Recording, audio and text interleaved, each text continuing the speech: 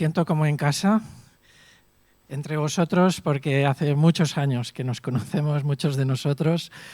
Le comentaba a Juan que me acuerdo de mil cosas de cuando estábamos en la otra acera, en el edificio del otro lado, de aquí del pasaje Gallolá, de cuántos acontecimientos evangelísticos con el grupo Esclat de Pau, con Saray y Juan y otros hermanos, mil recuerdos con David, con muchos de vosotros, y es un placer. Pero lo más importante de estar aquí es la persona de Jesucristo, y que cada uno de nosotros sepamos valorar, engrandecer la persona de Jesucristo, porque no solo es la persona que nos ha creado, sino que es la que nos ofrece salvación y es la que nos ofrece esperanza ante su segunda venida. Y quiero cantar un par de canciones. La primera es una oración a Jesús, a este Jesús que nos creó, que nos salvó y que volverá. Y te invito a que la escuches también orando al Señor, intentando decirle también a Él, tú personalmente, las palabras de esta canción.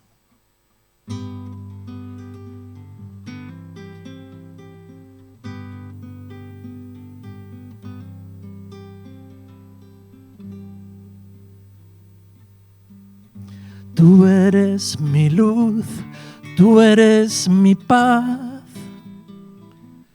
tú eres mi guía al caminar. Tú me haces reír, tú me haces llorar, tú me das amor hasta el final. Cuando regreses cantaré al contemplar tu majestad, y mientras tanto en tu ausencia hago mía tu humildad. Cuando regreses cantaré al contemplar tu majestad, y mientras tanto en tu ausencia hago mía tu humildad.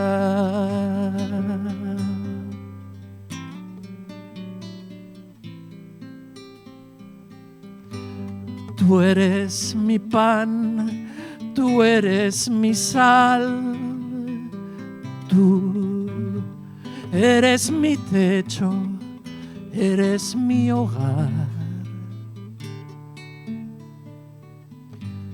Tú mi esclavitud, tú mi libertad, tú me has enseñado la verdad.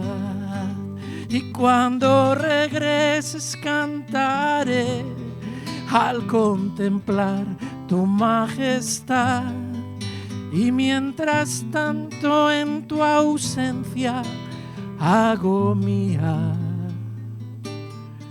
tu humildad. Cuando regreses cantaré al contemplar tu majestad, y mientras tanto en tu ausencia hago mía tu humildad.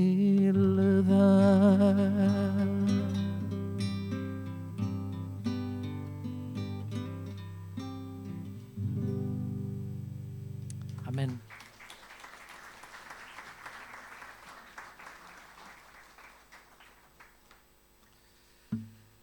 El pasaje de la Biblia que más me estremece, no sé si a ti, es de cuando Jesús está en Getsemaní. y ese autor de la vida, y ese Salvador, y ese Dios que vino y que volverá, que nos da esperanza. Por amarnos tuvo que llorar. Y en esa noche Jesús quiso orar al Padre, pero poco tiempo tuvo. Y sus amigos, nosotros, en ese momento, los apóstoles, estaban demasiado cansados para orar con Él. Y a veces me pregunto, ¿cuántas veces estoy yo cansado y le fallo al Señor? Cuando Él tiene mucho que amar y tiene mucho que hacer. Y esta canción a mí me hace pensar cada vez que la canto, y espero que tú también puedas pensar en lo grande que es el amor de Jesús por ti, todo lo que hizo, dando su vida para rescatar la tuya.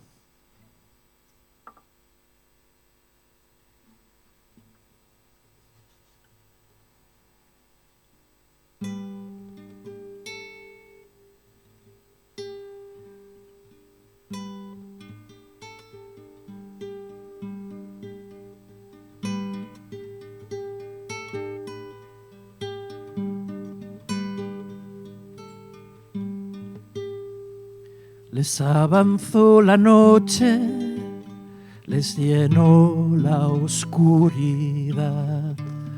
Él quería orar, ellos descansar. Orad conmigo, amigos, que mi muerte cerca está. Él quería orar, ellos descansar. Si es posible, líbrame, solo tú puedes hacer que esta copa no la beba, pero no sea lo que diga yo, si la cruz es lo mejor, que se cumpla nuestro amor.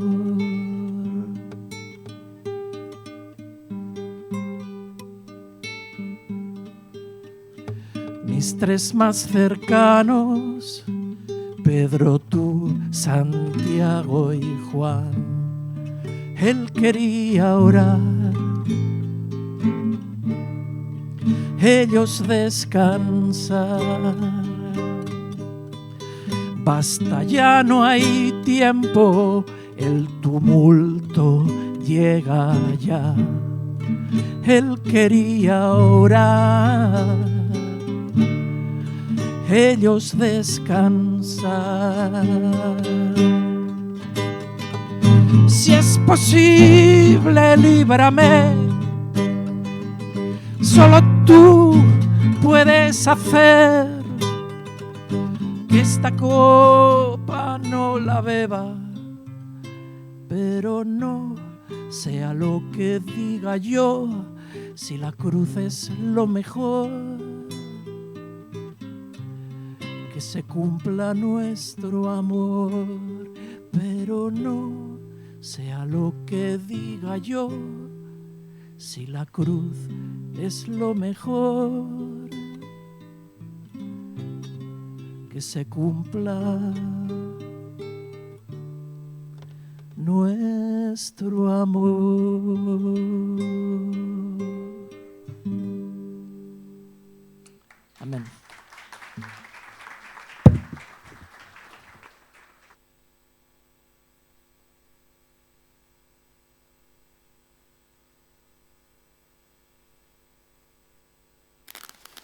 Pues es un placer poder celebrar a Jesús y es un placer poder compartir también la palabra en esta mañana, en esta costumbre que tenemos como iglesia en Barcelona, en las iglesias que nos reunimos y en todas partes de Cataluña y en todas las partes del mundo poder celebrar a Jesús y poder abrir su palabra. Y en esta mañana me gustaría compartir un versículo que en la residencia infantil Emmanuel, como educador, durante estos 24 años que llevamos mi esposa Carmen y yo, junto con la educadora Mariona Cardona, con los niños, hay un versículo que creo que se ha puesto en el boletín, que es Romanos 12:12. Y yo te animo a que memorices este versículo. Y yo sé que otras veces que he venido aquí ya he compartido este versículo, pero no voy a compartir el mismo mensaje, no será repetido. Pero sí que os animo a memorizar este versículo porque es y ha sido en mi vida muy potente y muy potente en muchas vidas de muchas personas sirviendo al Señor.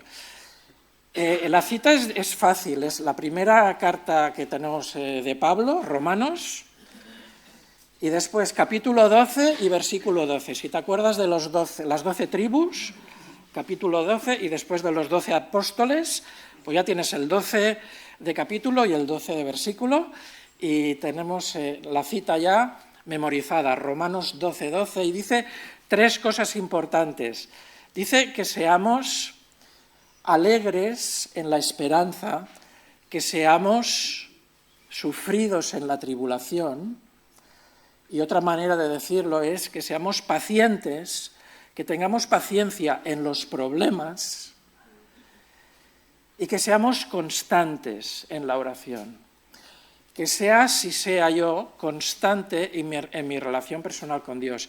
Y mirad, en la residencia infantil de Emmanuel, durante estos años hemos tenido muchos momentos de alegrías, porque los niños, aunque tengan problemas y sus familias tengan problemas, los niños son alegres y te hacen reír y les haces reír y te lo pasas muy bien con ellos, mientras les educas y les ayudas y les haces crecer y les compartes el Evangelio y el amor de Dios. Además, te emiten alegría. Y ese es el primer concepto que dice este versículo, alegría. Pero también se necesita tener paciencia, y en la vida cristiana y en nuestros años de educadores en la residencia hemos tenido muchos momentos de problemas, a veces problemas graves, a veces problemas que cuando nos encerramos en la habitación de noche teníamos que pasar varias horas orando y llorando por problemas que nos hacían y nos hacen sufrir. Y tenemos que ser pacientes en los problemas.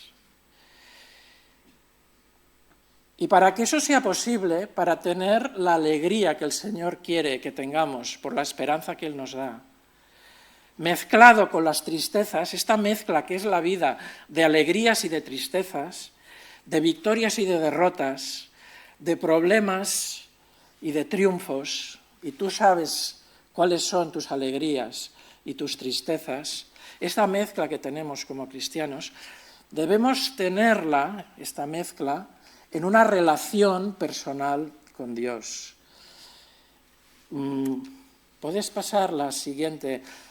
Y he puesto una foto de la residencia actualmente en este curso, y antes de pasar al mensaje que quiero desarrollar con Romanos 12:12, quiero deciros que este ha sido el lema en mi vida personalmente, y os quiero dar como testimonio que tanto con los pequeños como con los adolescentes, tanto los problemas de los niños como de sus padres, en todo este tiempo Dios me ha fortalecido, Dios me ha ayudado, y Él es el mérito, Él es el que tiene el mérito, y nos ayuda a hacer este ministerio teniendo una actitud constante de oración, como dice al final del versículo, y sabiendo tener esperanza y alegría.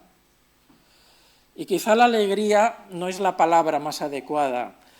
Lo que pasa es que la palabra gozo, que es la más adecuada, no la solemos usar tanto, pero el gozo es como una alegría que tú tienes interiormente incluso cuando estás triste.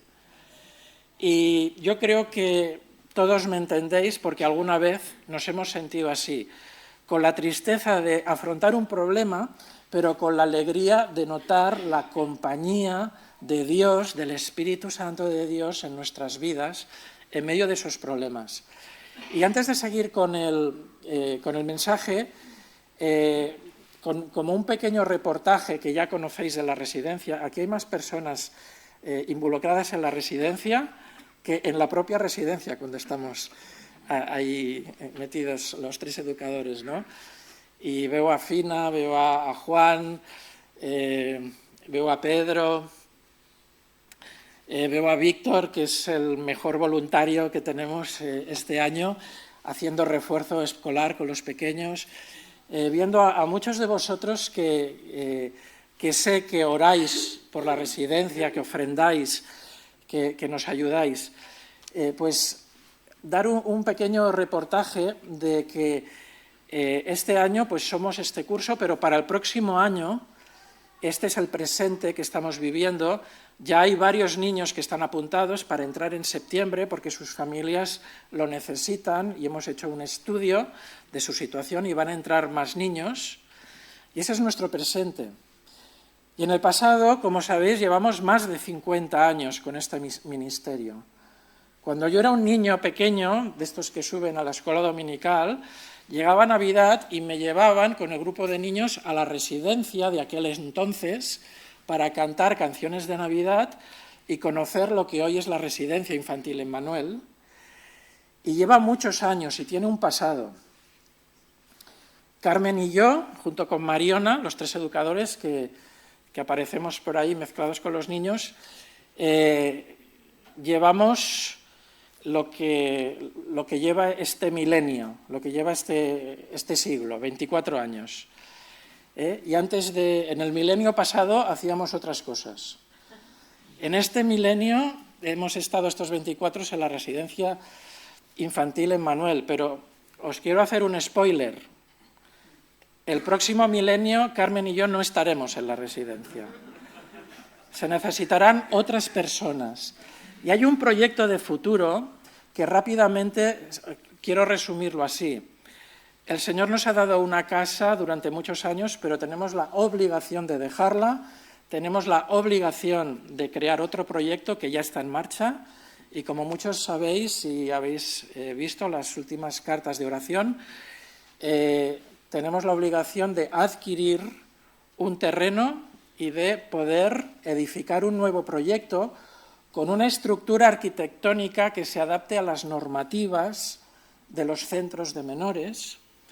Y eso ya empieza a estar en marcha, pero necesitamos, como siempre, la ayuda del Señor, la aprobación, el apoyo de la Iglesia, las oraciones y las ofrendas para poder cubrir estos gastos.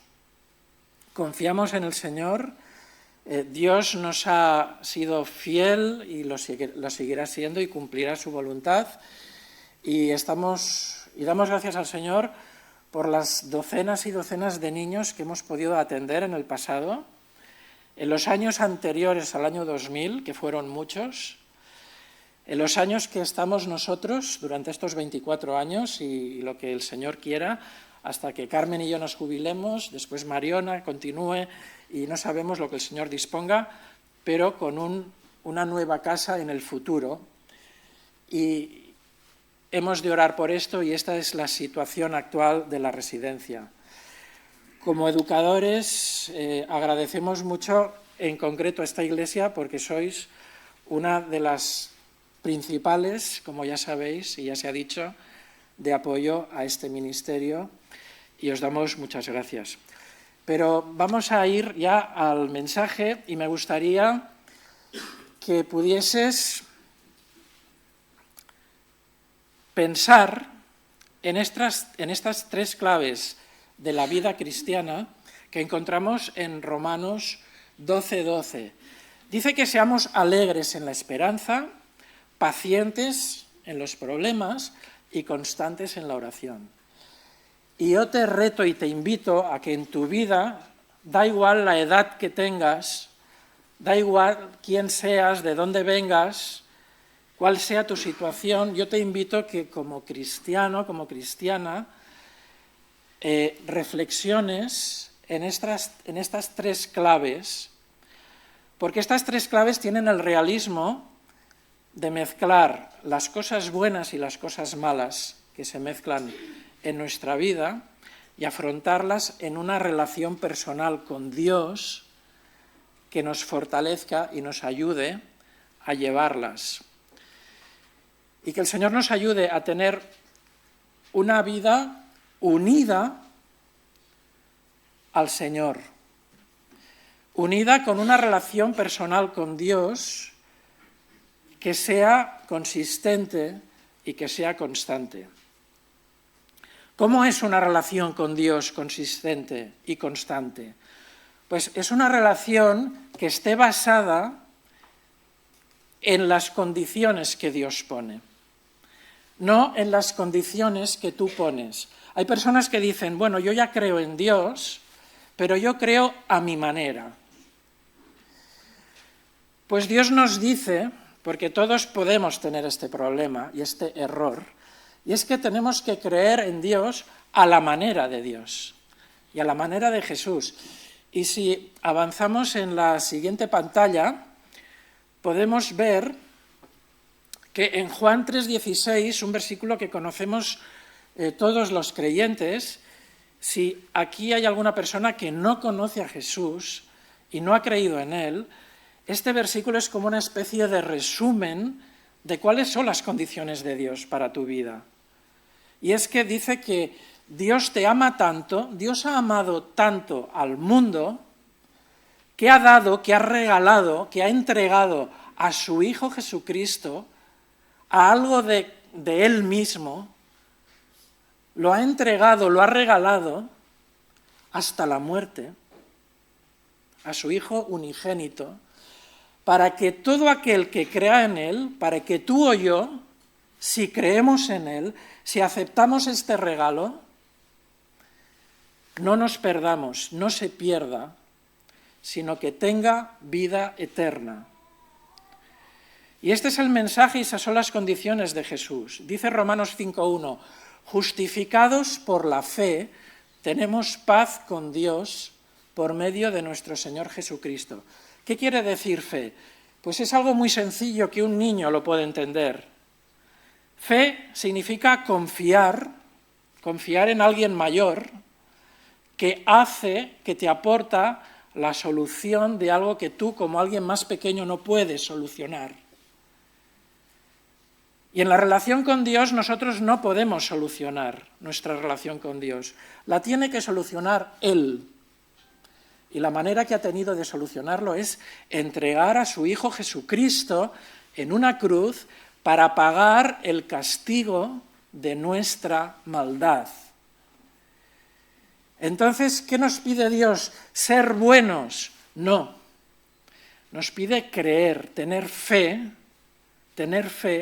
en que, aunque no seamos buenos, y nadie es bueno, dice la Biblia, nadie acaba de ser perfecto del todo delante de Dios, aunque no seamos así, Él paga el castigo de nuestra maldad en la cruz. Y no hay regalo más grande en el mundo que este, que Dios se haya hecho hombre y haya muerto por ti en la cruz. Y ese es el reto, y esa es la relación personal con Dios que nos lleva a tener a los cristianos una oración constante, como acaba el versículo de Romanos 12, constantes en la oración. Y el Señor quiere que tengas una relación personal con Él, no solo como el día que creíste en Jesús. Y yo hace muchas décadas que creí en Jesús. Yo de niño acepté, porque de niño me explicaron el Evangelio, estas buenas noticias, Juan 3,16. Y yo creí en Jesús. Pero yo tengo el reto ahora, y tú tienes el reto de cada día ser constantes en nuestra relación personal con Dios. Y este es el primer punto. Si os fijáis, empiezo al revés. Una vida unida al Señor. Si tú quieres afrontar la vida cristiana, no puedes tener una vida intermitente de ahora me cojo al Señor y ahora me suelto, ahora confío en Dios y ahora no confío, ahora le obedezco en una cosa, pero en otra cosa que no me gusta no le obedezco. Agárrate al Señor constantemente, en oración, porque si no, no vas a poder disfrutar de los otros dos puntos que nos dice este versículo. No vas a poder disfrutarlo. Pasamos a la siguiente pantalla y nos dice que tengamos una vida paciente en medio de los problemas. Mirad, cuando creemos en Jesús, creemos en Juan 3:16, que Él murió en la cruz por nosotros. Y esa es una manera de resumir el mensaje de Dios para nuestra vida. Pero yo quiero plantearte otra manera de resumir el mensaje de la Biblia en tu vida. Y es con dos mensajes. Dios tiene dos mensajes para tu vida. Dos preguntas. La primera pregunta es, ¿qué vas a hacer con mi primera venida al mundo? Y la segunda pregunta ya la intuís. ¿Qué vas a hacer con mi segunda venida al mundo? Porque el mensaje de la Biblia dice que Dios viene a este mundo dos veces por ti, para hacer algo por ti y por mí. Dios vino en su primera venida al mundo hace 2000 años para morir en la cruz por nosotros y salvarnos a aquellos que creemos este regalo, le aceptamos y Él nos adopta como hijos y pasamos a tener una vida cristiana acompañados de Él. Pero más del 25% de la palabra de Dios es profecía del futuro y tú y yo no podemos menospreciar el mensaje de la segunda venida de Cristo. Porque Jesús no es medio Jesús. Jesús es Jesús entero. Jesús es el Jesús de la primera venida y es el Jesús de la segunda venida. Y ambos aspectos lo tenemos que tener en cuenta. Y las veces que celebramos los símbolos del pan y del vino, celebramos la muerte de Jesús de la primera venida. ¿Hasta cuándo? Hasta que Él venga, segunda venida. Así que el Señor nos dé la visión de no menospreciar en nuestra vida ni la primera venida ni la segunda venida. ¿Por qué digo esto? Porque yo mismo, durante muchos años, incluso después de haber estudiado en un seminario teológico y haber estudiado la Biblia durante 4 años y tal, yo me doy cuenta de que he tenido y tengo tendencia a menospreciar un poco la segunda venida. ¿Por qué? Ya hablaré de esto un poco más adelante. Ahora estamos en esta pantalla que nos habla de la vida paciente y veis que pone debajo un 1 y una V, y eso significa primera venida. Una vida paciente en medio de los problemas. ¿Cómo podemos afrontar los problemas graves de esta vida como cristianos? Pues como todos los problemas, con el fruto del Espíritu Santo, que es amor, gozo, paz y el cuarto aspecto, paciencia. Paciencia. Paciencia. El último aspecto del fruto del Espíritu Santo que nos dice en Gálatas es autocontrol. No perdamos el autocontrol. No nos desesperemos ante los problemas, ante una enfermedad grave, ante una situación complicada en el trabajo, en las relaciones familiares, 1000 cosas que hay en nuestra vida. Pero especialmente en la vida cristiana y en el contexto del Nuevo Testamento, este ser pacientes en los problemas tenía que ver con la persecución que sufrían los cristianos. Y el apóstol Pablo está diciendo, tened paciencia cuando matan a un compañero vuestro que estaba evangelizando. Y han venido los romanos y se lo han llevado. Y lo han echado al circo romano y se lo han comido los leones, o ha caído muerto ante la espada, simplemente por creer en Jesucristo. Y ante esas realidades de la vida, y tú tienes tus motivos para tus lágrimas, y cada uno de nosotros los tenemos, pero en general como iglesia tenemos la advertencia de Jesús de que vamos a sufrir los mismos padecimientos que Cristo. Y eso es un privilegio cuando entendemos lo que significa, y eso es un privilegio cuando sabemos que junto a eso está la esperanza. Pero esa es la realidad de la vida cristiana. Lucas 9:23 dice, si alguno quiere venir en pos de mí, niéguese a sí mismo, tome su cruz cada día, otra vez la constancia en la relación con Dios que hablábamos antes, cada día, no solo los domingos, cada día en tu trabajo, en tus estudios, en tus relaciones familiares, en tus relaciones laborales, en tu tiempo de trabajo, en tu tiempo de ocio, constantemente, niégate a ti mismo, toma tu cruz y cada día y sígueme, dice Jesús. Sigue el patrón, el ejemplo que yo he dejado. ¿Cuál es el ejemplo que yo he dejado? Obedecer a mi Padre celestial, llorar en Getsemaní, y aunque en un momento Jesús le pidió al Padre, si es posible, líbrame de todo este sufrimiento, de toda esta injusticia, que yo no soy culpable de todo el pecado del mundo. Pero Jesús entendió de que estaba en la cruz para pagar no el pecado suyo, sino pagar con amor, con un amor incomprensible para nosotros, pero un amor grandísimo, pagar el pecado tuyo y mío en la cruz.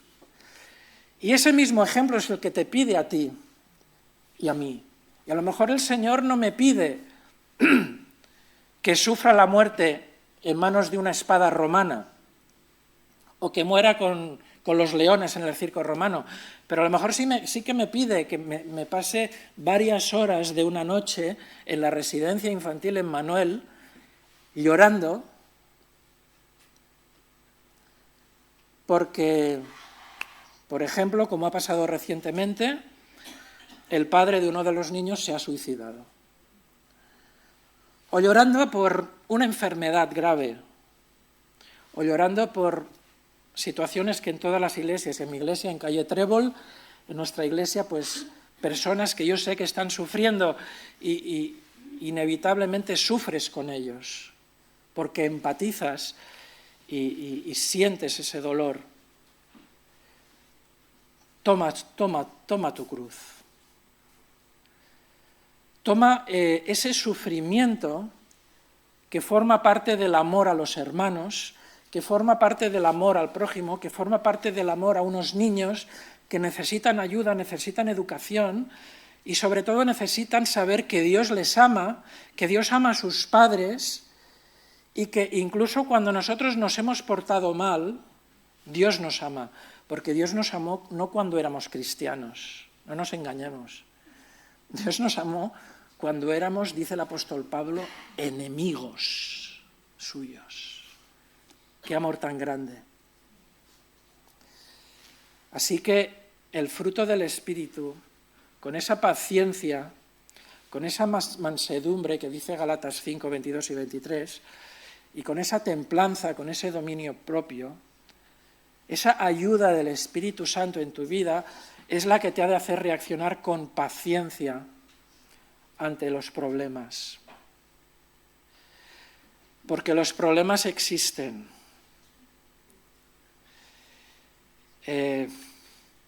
No quisiera alargarme porque me vienen mil cosas a la cabeza, pero a veces vamos a un entierro y te viene un hermano y dice, no estés triste porque tenemos esperanza en el Señor. Yo, ¿perdona? Pero se acaba de morir alguien que yo quería muchísimo y la muerte es terrible y a mí me entristece. No, porque tenemos esperanza. Yo, perdona, Jesús lloró. Jesús lloró, ¿cuándo? Cuando su amigo Lázaro murió. ¿Y Jesús no tenía esperanza? ¿Cómo que no tenía esperanza? Si al cabo de un rato le resucitó. Pero igualmente lloramos, porque cuando alguien muere te entristece lo terrible que es la muerte, que una persona deje de vivir tal cual la conocemos y pase a vivir de otra manera, que sí que tenemos esperanza para el futuro, pero esos sufrimientos tenemos que entenderlos y asimilarlos y entender, por ejemplo, aquí habría mucho que decir y evidentemente no me puedo extender. A veces el enemigo nos engaña y cuando sufrimos problemas pensamos incorrectamente que son castigos de Dios y no tienen por qué ser ningún castigo de Dios por lo que tú hayas hecho mal. A veces puede que sí, pero muchas veces no. A veces simplemente estás sufriendo las consecuencias de errores de otros que tú te lo tragas porque quieres ayudar. Yo no sé cuántas anécdotas o cosas podría explicar David de años que han estado en un país y en países donde se sufren las consecuencias de querer ayudar a otros. No solo ayudas, no solo tienes la alegría emocionante de ver que una persona ciega vuelve a ver. En el transcurso de tu acercamiento a esas personas puede haber sufrimiento, puede haber ataques, puede haber, y los hay, menosprecios, burlas. Pero el Señor nos da recursos por el Espíritu Santo de ser pacientes en los problemas, de que cojas el ejemplo de Jesús en su primera venida y lo hagas tuyo. Jesús no vino al mundo solo para que creamos en él de una manera abstracta, sino para captar el ejemplo que el Espíritu Santo, desde que creíste en él y le pediste perdón por los pecados, vive en ti y te ayuda a asimilar a la persona de Jesucristo en ti.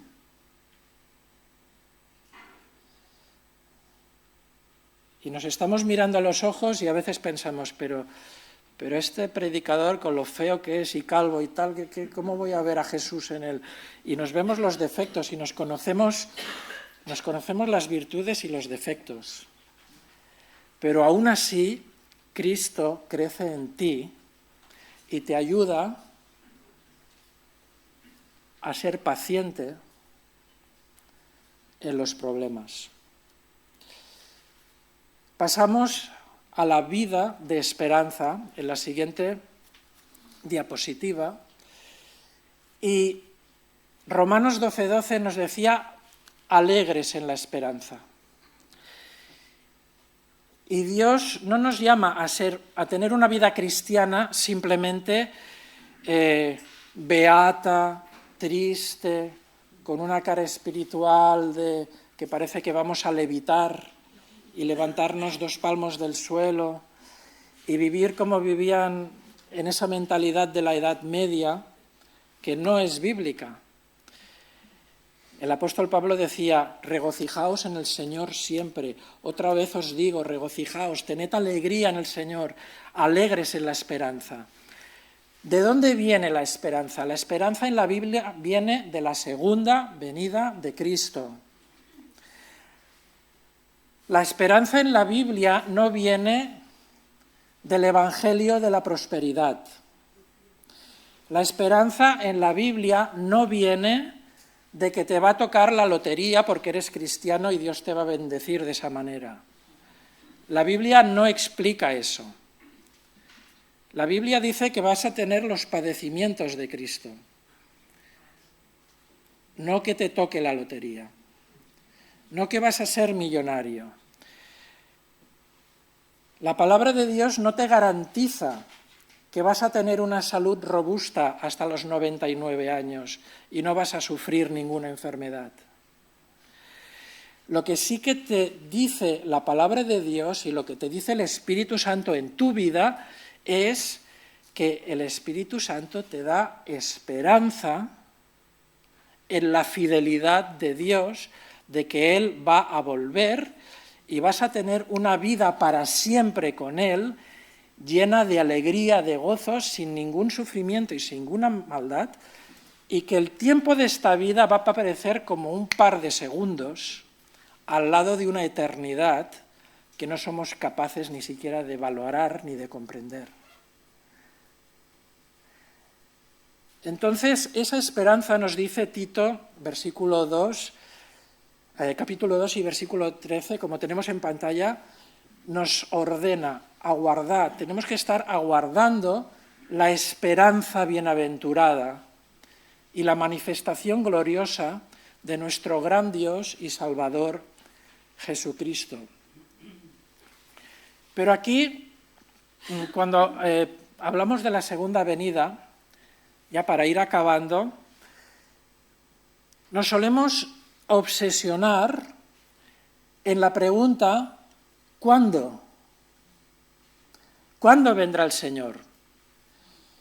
Bueno, pues la Biblia habla de cuándo, pero también nos dice una cosa importante del cuándo. Dice que no sabemos ni el día ni la hora y que solo Dios lo sabe. Y la Biblia dice esto y muchos cristianos se empeñan en adivinar el día y la hora. Y todos tenemos internet y todos hemos visto cosas raras y predicaciones raras. No, es que el Señor volverá tal año y tal mes y tal día. Pero si la Biblia te está diciendo que no lo sabes, si la Biblia te está diciendo que solo Dios Padre tiene en su mente y en su corazón y en su mano poderosa ejecutar el día y la hora en que Cristo volverá. Pero sí que nos da algunas pistas. Y citamos aquí, lo pone en pantalla, dice que Dios controla los tiempos como ocurre en las 70 semanas de Daniel, las profecías de Daniel que en estos pocos minutos que quedan, evidentemente no vamos a hablar de todas las profecías, ni de todo lo que implican las posturas teológicas sobre la escatología, sobre la segunda venida. Hay unos que dicen que vendrá antes del milenio, otros después del milenio, otros que vendrá antes de la tribulación, otros después de la tribulación, otros a mitad de la tribulación. Y es lícito que tú tengas tu postura de cuándo va a venir el Señor, y hay grandes pastores y grandes hombres de Dios, de toda fidelidad al Señor, que tienen diferentes posturas y hay que respetarlas. Pero no quiero fijarme en este mensaje de esta mañana y en la esperanza en la segunda venida, no quiero fijarme tanto en el cuándo, sino en qué pasará y en cómo esperar al Señor. ¿Qué pasará? ¿Qué pistas y qué eventos previos nos dice la Biblia que hemos de tener en cuenta? ¿Por qué Dios nos da pistas sobre la segunda venida si no nos dice la fecha? Porque Dios quiere alimentar tu esperanza. Dios quiere que sepas que Él tiene el control de lo que está pasando en el mundo. Y yo cuando veo las noticias de lo que está pasando en el mundo y veo las cosas que se parecen demasiado a lo que dice la Biblia, me entra temor de Dios. No me entra temor del anticristo. No me entra temor de las cosas malas que dice la Biblia que vendrán. Me entra temor de Dios como tuvo temor de Dios Juan en Apocalipsis 1 cuando cayó ante aquella imagen de Jesucristo con aquellos ojos de llama de fuego, el rostro resplandeciente como el sol, aquellos cabellos blancos como la lana, aquella vestidura blanca y resplandeciente, aquella banda de oro, aquellos pies que eran como un metal al rojo vivo salido del fuego. Y cuando Juan vio aquello, tuvo miedo del poder de Dios. Pero Jesús en esa visión le dice: no tengas miedo, yo soy. Soy yo. Soy yo el Jesús sobre el cual recostabas tu cabeza cuando estaba en el mundo. El Jesús que estaba a tu lado y caminábamos por Palestina, por Jerusalén, por Galilea.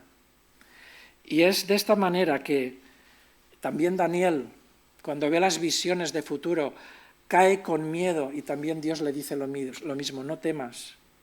Y yo tengo temor de Dios. Y si pasamos a la siguiente pantalla,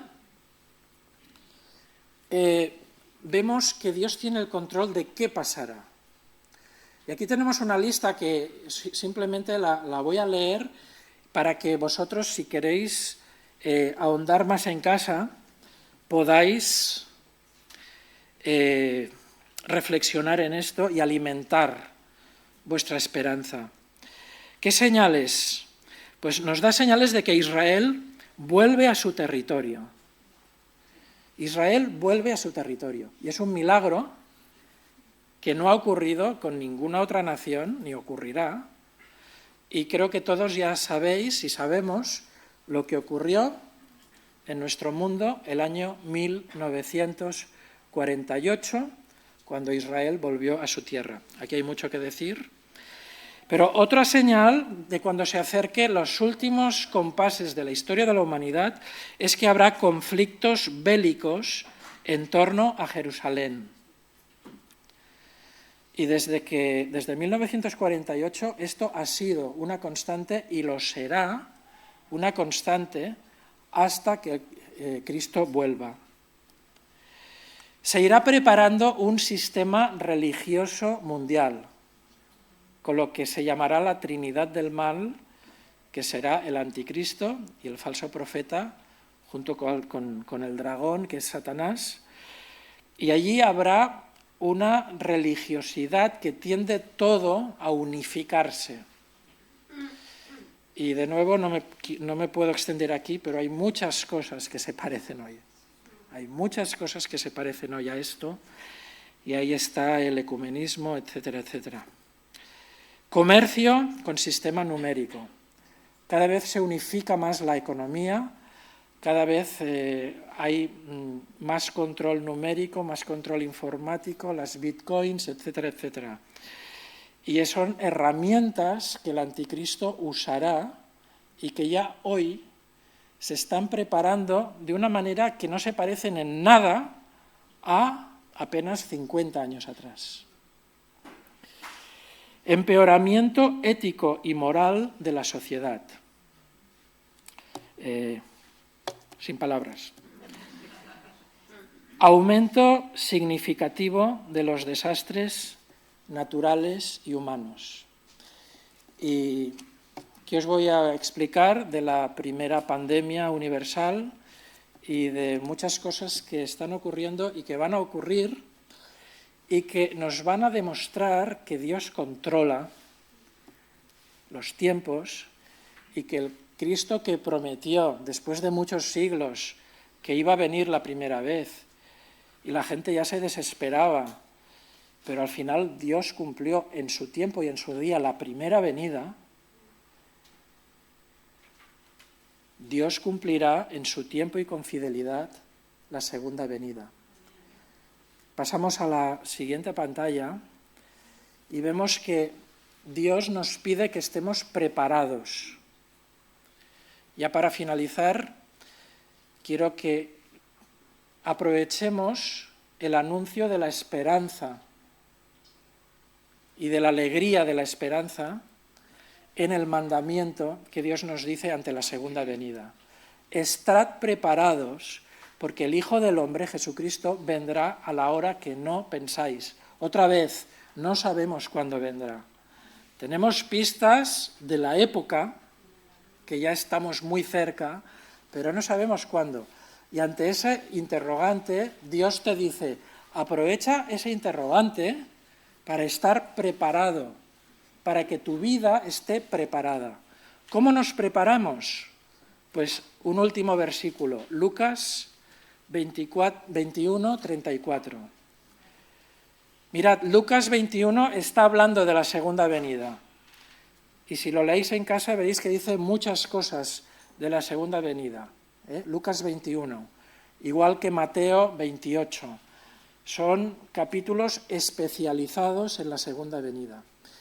Pero al final de este capítulo, hacia el final de todo este relato de la segunda venida, Lucas dice, en medio de todo esto de la segunda venida, leemos, mirad también por vosotros mismos que vuestros estómagos no se carguen, ¿dice estómagos? Que vuestros corazones no se carguen de glotonería ni de embriaguez. ¿Por qué no dice estómagos si dice que no comamos como glotones ni bebamos como borrachos? Porque son dos metáforas.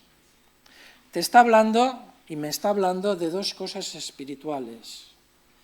No te cargues de glotonería, ni de embriaguez, ni de los afanes de esta vida, y Dios te sorprenda y venga de repente sobre vosotros aquel día. ¿Qué quiere decir estas tres cosas? Creo que tengo una pantalla más. Gracias. Pedro me ha regalado una pantalla más, que ahora no tenía claro si la tenía. ¿Qué significa glotonería? Significa que mientras esperas la segunda venida de Cristo, dejes de alimentarte de comida basura espiritual, sin filtro, sin restricción. ¿Sabéis lo que hacemos cuando tenemos problemas en la sociedad del siglo XXI? El ocio, Internet, Netflix, 1000 cosas que nos relajan un poco, y es bueno que descansemos, pero a veces nos consumen el tiempo y empezamos a comer comida basura y nuestro espíritu no se alimenta de la palabra de Dios. Aliméntate de música cristiana. Es un privilegio Internet para escuchar mensajes de la palabra de Dios, música cristiana, reflexiones, debates. También hay mucha basura. Elige la carne y la leche espiritual y rechaza la comida basura. ¿Qué es la embriaguez? La embriaguez es la anestesia espiritual. Es aquellas cosas que te hacen olvidar de los problemas, aquellas cosas que aparentemente pueden ser lícitas, y a mí me pasa a veces. A lo mejor hay un hermano que le han diagnosticado cáncer y está pasando una semana fatal y el Señor me está diciendo, llámale, queda con él, visítale, prepara unos versículos de la palabra, ves a hablar con él y recuerda viejos tiempos de lo que reímos y alíviale en su dolor.